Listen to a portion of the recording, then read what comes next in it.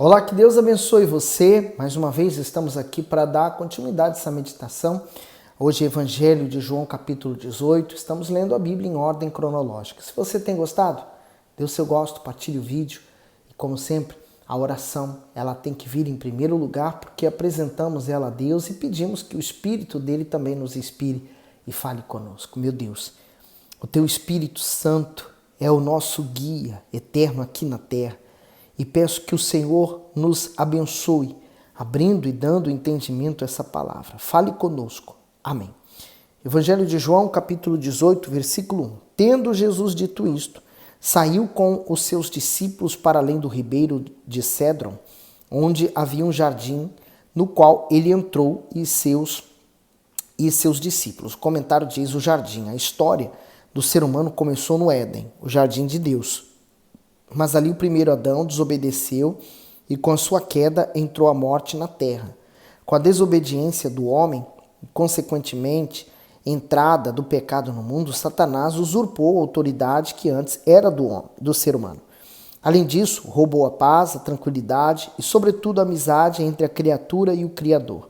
Mas, como prova de que o Altíssimo não desistiu de resgatar o pecador, deu a este uma nova oportunidade, dessa vez por intermédio do último Adão, o Senhor Jesus.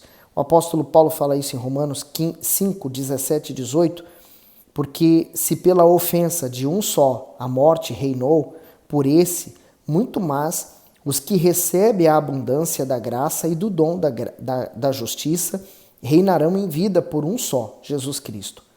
Por assim, como por uma só ofensa veio o juízo sobre todos os homens para a condenação, assim também, por um só ato de justiça, veio a graça sobre todos os homens para a justificação de vida. Concluindo o comentário, assim como a serpente, isto é, o diabo, fez o homem pecar em um jardim por meio da desobediência, o Salvador usou outro jardim, o Getsêmani, para esmagar a cabeça da serpente por meio da sua obediência incondicional ao Todo-Poderoso. Com isso, o Senhor Jesus devolveu ao ser humano a autoridade e o acesso ao céu. Então, Deus, quando criou o ser humano, seja homem ou mulher, criou a sua imagem e semelhança e deu a ele domínio. Mas, quando houve a desobediência, então Adão pegou esse domínio, essa autoridade e entregou para as mãos do mal. E daí o diabo fez o que fez e faz o que faz até hoje. Mas nós temos o Senhor Jesus resgatando essa autoridade e devolvendo àqueles que se entregam a ele e que são lavados pelo seu sangue. 2. E Judas, que o traía, também conhecia aquele lugar porque Jesus muitas vezes se ajuntava ali com os seus discípulos. Comentário: muitas vezes se ajuntavam ali. O objetivo do Senhor Jesus em ir a um lugar reservado não era se esconder a fim de escapar da prisão, e sim manter sua comunhão com Deus. Ele tinha o costume de se reunir frequentemente nesse local com os discípulos para orar. Instantes antes da sua agonia, ele teve o desejo de estar a sós com o Pai, mas uma vez a fim de receber forças, confiança e paciência para enfrentar os inimigos. Com a oração, ele se preparava e se santificava para se tornar o sacrifício perfeito. Então, nós vemos o Senhor Jesus mantendo e tendo comunhão com Deus a todo instante, que é o que nós temos que imitá-lo, fazer o mesmo. No 3, tendo, pois, Judas recebido a corte e oficiais dos principais sacerdotes e fariseus, veio para ali com lanternas e tochas e armas. O comentário: Judas guiou um destacamento de soldados para prender o Senhor Jesus. A corte indicava um grupo de cerca de 600 a 1.000 soldados romanos que podiam ser convocados a pedido dos religiosos judeus em casos de emergência. Segundo historiadores, não é possível precisar o número de homens que foram enviados ao jardim, mas certamente era um grande ajuntamento armado. Além dos soldados romanos, estavam presentes os guardas que faziam a segurança do templo.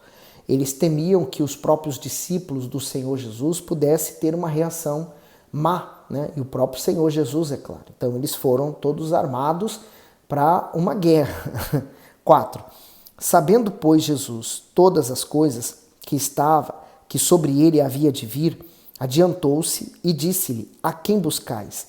E aqui você nota que ele não foi preso desprevenido, não, ele se adiantou, ele sabia que era ele. Então ele falou: a quem buscais? O comentário que o bispo faz do 4, né? Adiantou-se. Assim como no céu o Filho se ofereceu ao Pai para se tornar o sacrifício no jardim, ele se antecipou ao se apresentar aos soldados. A chegada repentina daqueles homens não surpreendeu o Senhor Jesus. Pelo contrário, ele contribuiu com a própria captura. Assim, em obediência a Deus, foi à cruz. Da mesma forma, a pessoa pronta a obedecer sacrifica a sua vontade e se adianta para assumir aquilo que lhe cabe fazer. O comentário, aliás, seguindo para o 5, né? Responderam-lhe a Jesus Nazareno. Disse-lhe Jesus, sou eu. E Judas, que o traía, estava com eles. O comentário do 5, do lado oposto. Judas estava presente, mas não do lado do Senhor Jesus e dos discípulos, e sim do lado dos inimigos. Momentos antes, ele estava comendo ao lado do mestre, mas agora surge liderando os soldados para prender o Salvador. Ao escolher o mal, Judas revelou a todos o seu verdadeiro caráter. Então, todos nós temos um poder de escolher em que lado vamos estar nessa guerra, né? Seja o lado da carne, quer dizer, o lado do mal, o lado da minha vontade, a vontade da carne, ou do lado de Deus, né? Sacrificando minha vontade, sacrificando tudo neste mundo para poder agradar a Deus. 6. Quando, pois, lhe disse, sou eu, recuaram e caíram por terra. O comentário: caíram por terra. Os soldados perderam a força diante da presença e da autoridade do Filho de Deus. Nenhum exército do mundo seria capaz de prender o Filho do Altíssimo, muito menos feri-lo, se ele não permitisse. Afinal, era o céu que estava no controle de cada ação naquele momento e não os religiosos. Para nos salvar, o Senhor Jesus se entregou espontaneamente à prisão, crucificação e morte. E eu fiquei pensando, né? Por exemplo, quando uma pessoa está armada, a adrenalina dela está tão forte que ela reage de forma, às vezes, até bruta, errada, né? Agora imagine, eles estavam todos armados e quando eles perguntaram, né, o Senhor Jesus perguntou a quem vieram buscar. E ele foi a Jesus Nazareno. E ele disse, sou eu. Você pode imaginar aqueles soldados, aquelas pessoas armadas caindo de joelhos? É a autoridade, porque quando fala sou eu, né, eu sou, ele estava reconhecendo, aliás, testificando quem ele realmente era, a autoridade que ele tinha, né?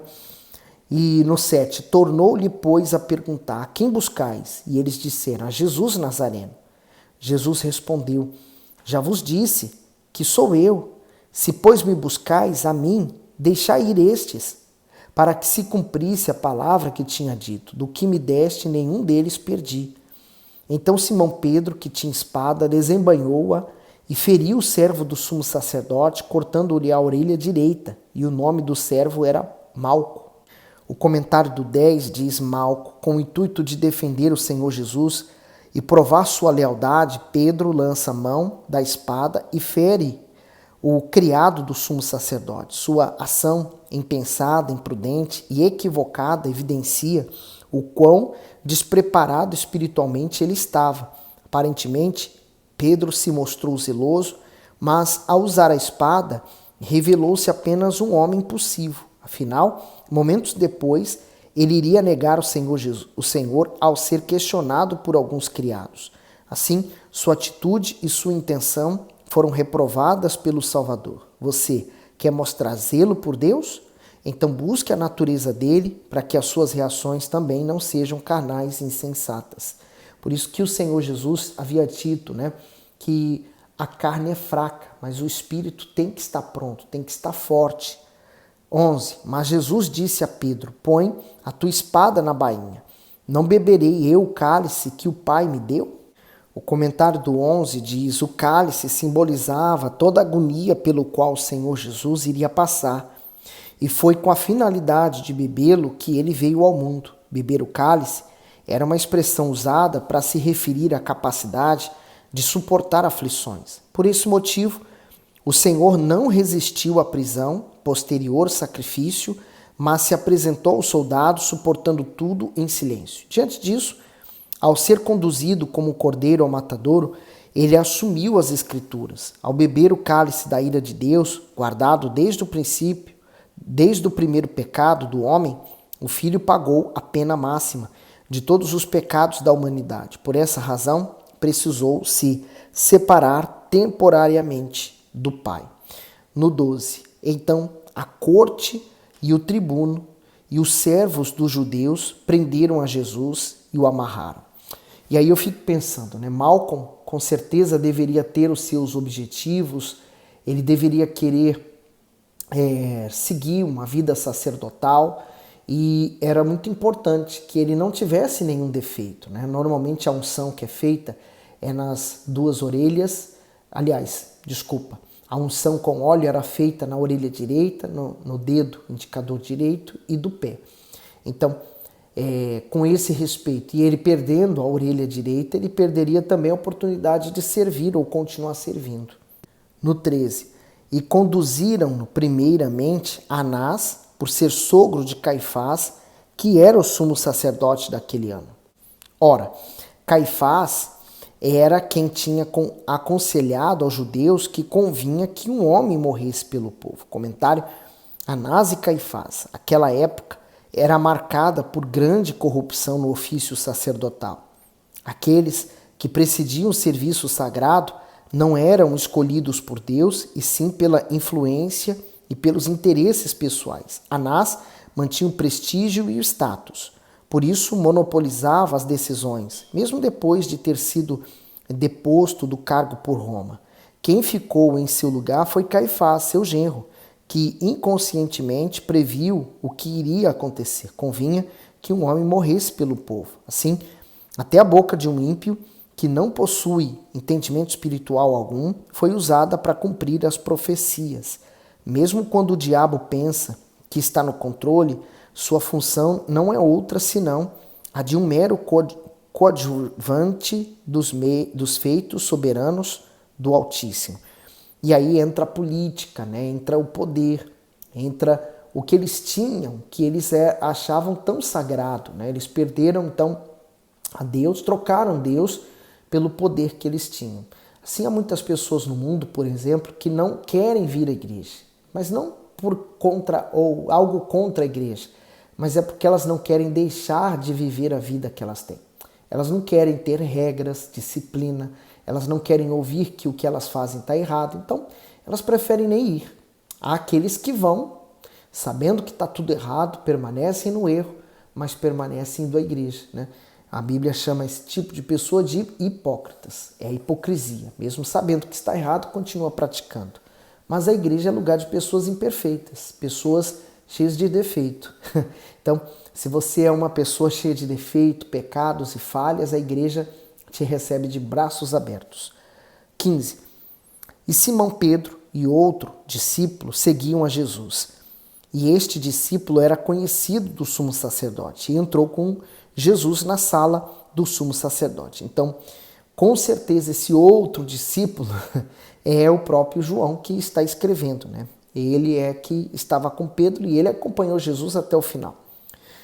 16. E Pedro estava na parte de fora, à porta. Saiu então o outro discípulo, que era conhecido do sumo sacerdote, e falou à porteira, levando Pedro para dentro. Então, João tinha um conhecimento maior e então conseguiu fazer com que Pedro também entrasse para ali para dentro. 17. Então a porteira disse a Pedro: Não és tu também dos discípulos deste homem? Disse ele: Não sou.